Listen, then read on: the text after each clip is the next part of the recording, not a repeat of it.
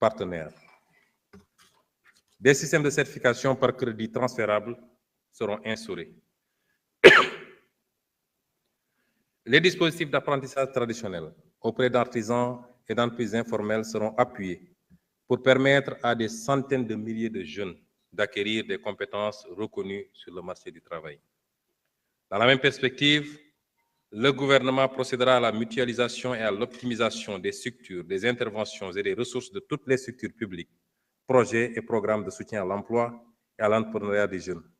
Une grande coalition pour l'emploi sera mise en place, ainsi qu'un observatoire de l'emploi et des qualifications professionnelles, qui sera un véritable système d'information sur le marché de l'emploi.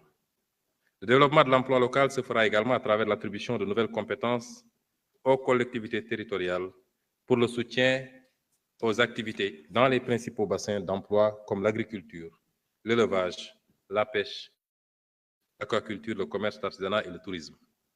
Un service civique professionnalisant sera introduit. Il aidera à accompagner l'acquisition de compétences professionnelles que les jeunes pourront exercer, notamment dans les travaux d'intérêt public. Concernant l'enseignement supérieur, la finalisation des chantiers de toutes les universités et établissements d'enseignement supérieur public, notamment Hassan Sek de Ziguinchor, Sine Saloum, El Hadj Ibrahima Niass, Amadou Makhtar Mbow, Gaston Berger de Saint-Louis et Ibader Thiam, permettra de répondre aux besoins croissants des étudiants et de stimuler la recherche appliquée.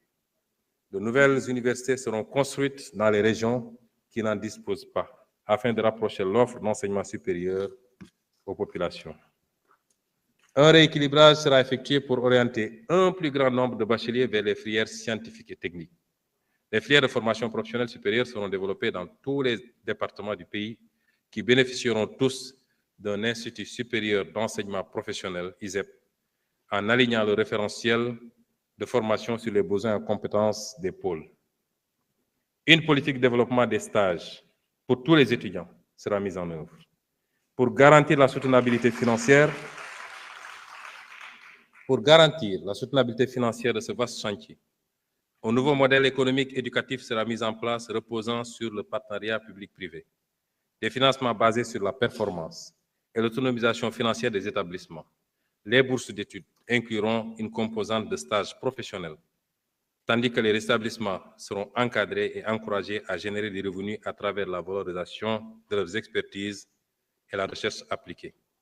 Un dialogue permanent et constructif avec les partenaires sociaux du système d'éducation et de formation permettra de bâtir un pacte de stabilité au sein de l'espace scolaire et universitaire. Dans le domaine de la santé, nous devons continuer d'offrir des soins de qualité accessibles à toutes les couches de la population avec des professionnels motivés.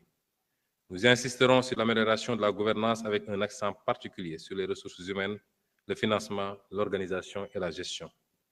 À travers une approche multisectorielle, l'État renforcera la mise en œuvre de la stratégie de la santé dans toutes les politiques pour agir sur tous les déterminants de la santé.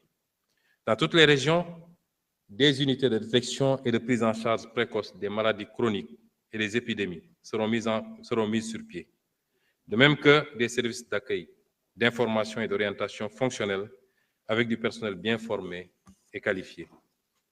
Les services d'accueil des urgences seront élargis et modernisés avec du personnel mieux motivé. Des financements innovants seront recherchés, y compris par le biais de la promotion de la culture de l'épargne pour la santé et la portabilité de l'assurance maladie. La digitalisation intégrale de la santé se fera à travers le déploiement des plateformes numériques et systèmes d'information digitalisés. Le tout dans un cadre respectant les principes éthiques et garantissant les droits des acteurs. Le dossier patient informatisé, déjà disponible, sera mis à l'échelle au fur et à mesure avec une approche régionale. Le projet d'industrialisation pharmaceutique sera mené avec soin, aussi bien pour les médicaments que pour la production de vaccins, avec l'appui des partenaires au développement et du secteur privé local. La pharmacopée et la médecine traditionnelle ne seront pas en reste, elles seront mieux encadrées dans le cadre de la mise en fonctionnalité optimale de l'Agence sénégalaise de réglementation pharmaceutique et de la Société sénégalaise de la pharmacie nationale et d'approvisionnement. La pratique du sport participe à la santé. On a tendance à parler de sport qu'en termes de compétition. Chers députés, je vous invite à beaucoup pratiquer le sport. C'est pourquoi nous développerons des infrastructures sportives de proximité dans les communes du pays, en partenariat avec les collectivités territoriales pour favoriser la pratique sportive de masse par la population. Le sport d'élite sera soutenu à travers un meilleur encadrement des athlètes à haut potentiel et la mise à niveau des infrastructures destinées aux compétitions internationales et nationales. Des plans de relance et de développement seront signés avec les fédérations sportives. En direction de l'organisation des Jeux olympiques de la jeunesse, un suivi rapproché sera effectué pour s'assurer que toutes les infrastructures nécessaires pour une bonne organisation de l'événement seront en place dans les délais. Monsieur le Président de l'Assemblée nationale, Mesdames et Messieurs les honorables députés, c'est parce que nous voulons un Sénégal juste que l'équité sociale est inscrite au cœur de la transformation systémique. Mon gouvernement promeut le rebasing social. Il s'agit de construire un système de protection sociale inclusif et efficient à travers la réforme visant le Code de sécurité sociale, qui permettra de consolider et de renforcer les régimes formels et d'étendre la protection sociale aux acteurs jusque-là non couverts, notamment les travailleurs journaliers, ceux de l'économie informelle, les travailleurs en milieu rural, ainsi que les autres travailleurs indépendants. Dans la préparation pour adoption par l'Assemblée nationale d'un nouveau code du travail, dont la vocation sera de promouvoir et de sécuriser l'investissement, mais aussi de renforcer le système de contrôle en milieu de travail. La consolidation du dialogue social tripartite, État, employeurs et syndicats, pour assurer la stabilité sociale à travers la signature entre les partenaires sociaux d'un pacte social consensuel et durable.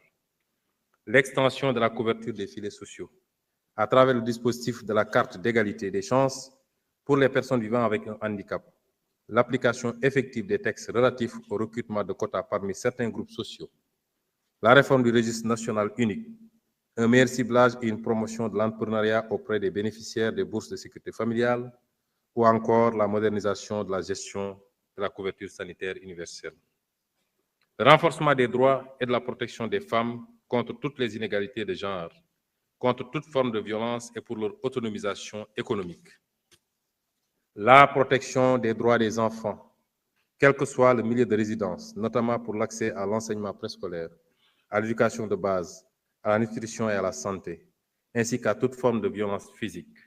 Le phénomène des enfants de la rue retiendra toute notre attention pour une solution globale et définitive.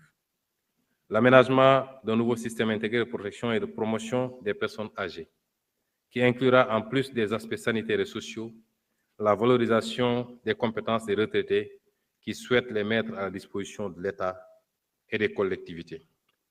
La lutte contre la vie chère, comme moyen de mise en œuvre du droit à l'alimentation pour tous, en renforçant les moyens d'intervention des services en charge du contrôle économique partout dans le pays, en plus de renforcer l'éducation et la sensibilisation des consommateurs.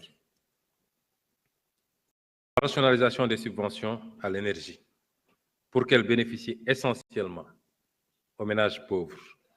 Je veux parler ici du ciblage pour éviter que les plus riches bénéficient beaucoup plus d'ailleurs de ces subventions que les